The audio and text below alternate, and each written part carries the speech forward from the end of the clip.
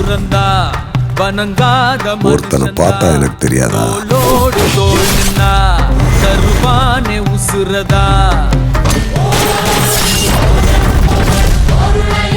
அவனை கண்டினியூஸா வாட்ச் பண்ணிட்டே இருங்க. ராயா போய் என்ன சொன்னேன்? தப்புன்னு கேஸை வாபஸ் வாங்கிட்டான்.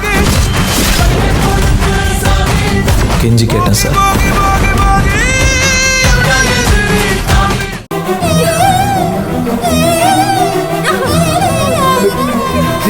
காயத்ரி என்னாச்சு? மேடத்துக்கும் சாருக்கும் நான் பால் எடுத்துட்டு வந்தேன். கை தவறி ட்ரே கீழே விழுந்து உடஞ்சிருச்சு சார். ஷிஷோ.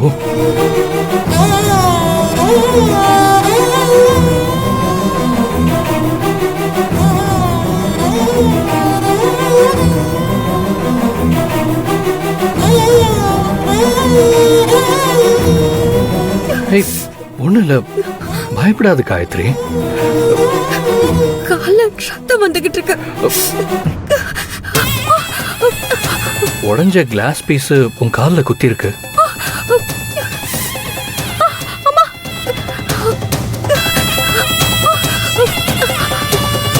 காயத்ரி கொஞ்சம் இரு வரேன்.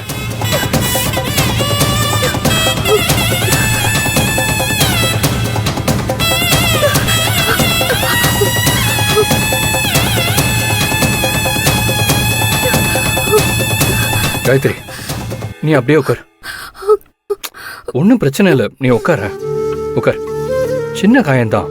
கிளாஸ் பீஸை எடுத்துட்டு லைட்டா மருந்து போட்டா எல்லாமே சரியாயிடும். சரியா? சார் உங்களுக்கு எதுக்கு சார் சிரமம்? இதுல நான் சிரமப்படுறதுக்கு என்ன இருக்கு? உனக்கு காயம் பட்டிருக்கு, அதை நான் கண்டுக்காம போனாதான் தப்பு. நான் உனக்கு ஹெல்ப் தானே பண்றேன். இதுல எனக்கு எந்த சிரமமும் இல்லை, இதனால யாருக்கும் எந்த நஷ்டமும் இல்லை. காட்டு.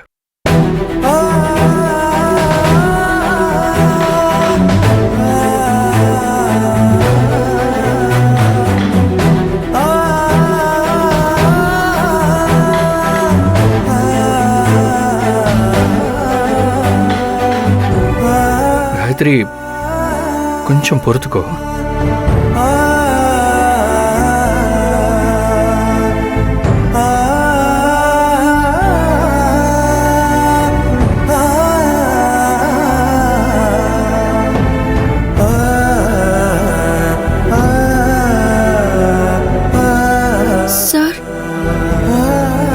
காயத்ரி இல்ல, மேடம் உங்களுக்கு பொண்ணு பார்த்திருக்காங்களே, உங்களுக்கு இந்த கல்யாணத்துல சம்மதமா?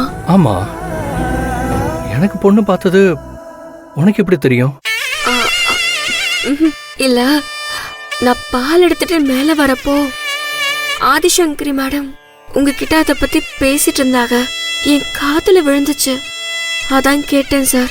ஓ அப்படியா?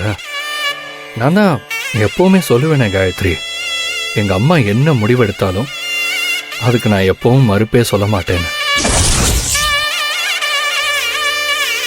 அது மட்டும் இல்லாம அந்த பொண்ணை நான் பார்த்தது கூட இல்லை.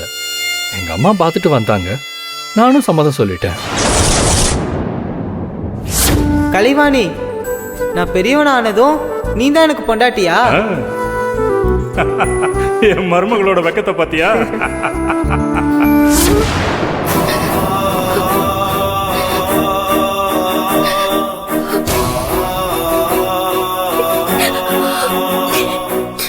காயத்ரி என்ன?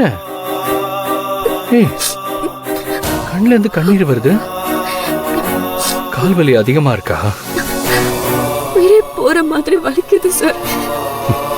சின்ன காயம்தான் காயத்ரி, இது தன்னால ஆறிட போகுது.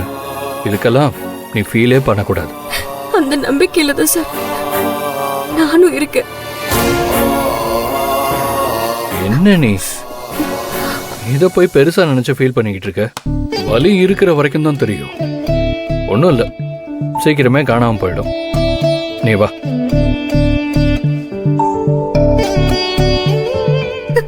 வளைக்கையை பிடித்து வளைக்கையில் விழுந்தேன், வலக்கரம் பிடித்து வலம் வர நினைத்தேன்.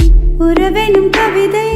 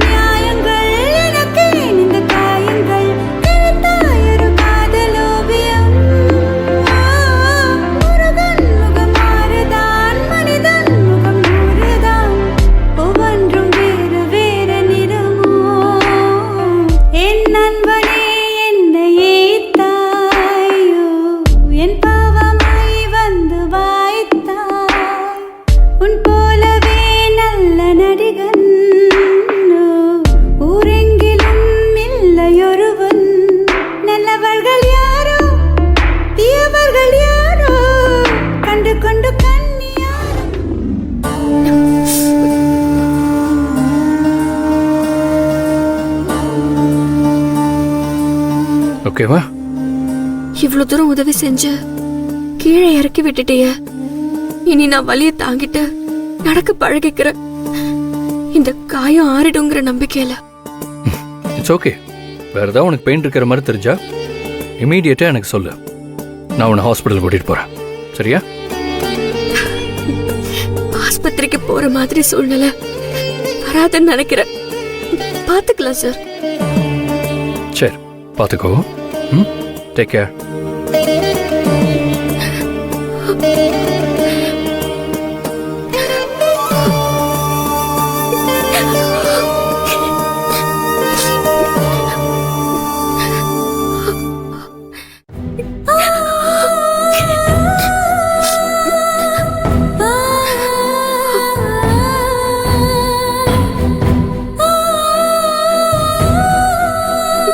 ஏன் முருகா, உனக்கு இறக்கமே இல்லையா? செழியன் என் கழுத்துல கட்டின தாலி மாதிரி நான் இந்த செயினை சுமந்துகிட்டு இருக்கேன். அப்படி இருக்கிறப்போ எதுக்கு இப்படி எல்லாம் ஒரு நாடகம் நடக்கணும்? ஆதிசங்கரி அத்தைக்கு அந்த பொண்ணு ரொம்ப பிடிச்சு போச்சு. அம்மாவுக்கு பிடிச்சிருந்தா எனக்கும் பிடிச்ச மாதிரின்னு அங்க செழியன் சொல்லிட்டாங்க. அத கேட்டதும் என் இதயமே வெடிச்சு சுக்குநூறான மாதிரி ஆயிடுச்சு தெரியுமா? என் லட்சியத்தை, என் போராட்டத்தை நான் உன்கிட்ட சொல்லிக்கிட்டே இருக்கேன். வர வர நீ கண்டுக்கவே மாட்டேங்கிற. ஆனா நான் சொல்றத நீ காது கொடுத்து கேக்குறே தவிர தீர்த்து வைக்கிற மாதிரி தெரியல. தயவு செஞ்சு என்னை கைவிட்டுடாத. அந்த கல்யாண ஏற்பாடு ஏதாவது ஒரு காரணத்துக்காக இன்னையோட நின்னு போகணும். இத பத்தி இனிமே யாருமே பேசக்கூடாது. அப்படி ஒரு சம்பவத்தை நீ நடத்தி காட்டு.